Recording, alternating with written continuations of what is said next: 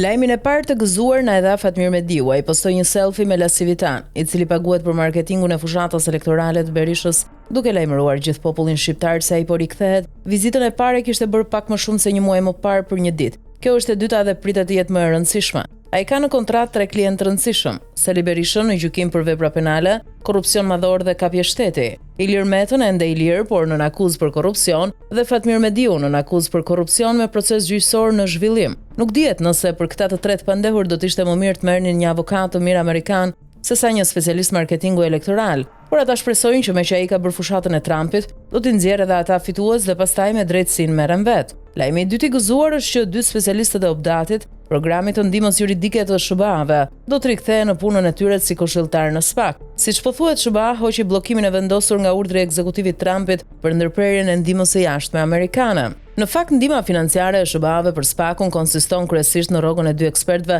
dhe ndonjë pagesë biletash për vizita në SBA. Nuk është aq etike për ekzistencën e SPAK-ut, por identifikimi i SPAK-ut me SBA-t ka qenë vendimtar për autoritetin e tij. Tani kemi një konkurrencë të re, nga njëra anë SPAK-u, që vazhdon të identifikohet me SBA-n zyrtare, nga ana tjetër Lasivitan, që ka klient viktimat e SPAK-ut dhe po ashtu identifikohet me Trumpin. Kjo është një betejë vërtet në Shqipëri dhe shumë domethënëse.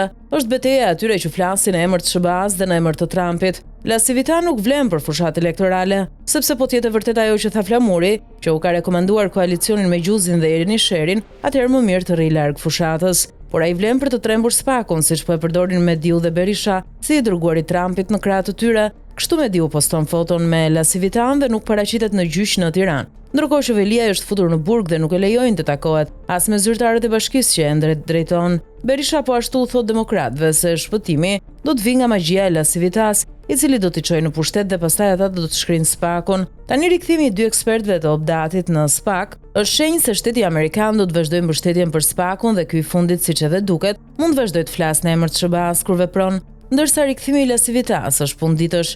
Sa të kaloj seanca gjyqësore e Mediut dhe ai vjen në emër të Trumpit për të shpëtuar 3 viktimat e SPAK-ut nga burgu, duke u dhënë fitoren opozitarëve. Domethënë, me logjikën e tyre, nëse marrin pushtetin, e shkrinë SPAK-un dhe bëjnë si të duan me të, dhe për këtë pas këshin edhe mbështetja amerikane. Por po që se SBA është për shkrirjen e SPAK-ut, ekspertët e Obdatit i ka kthyer vetë në SPAK dhe do ta bënte lehtësisht pa pritur Berishën të kthehet në pushtet.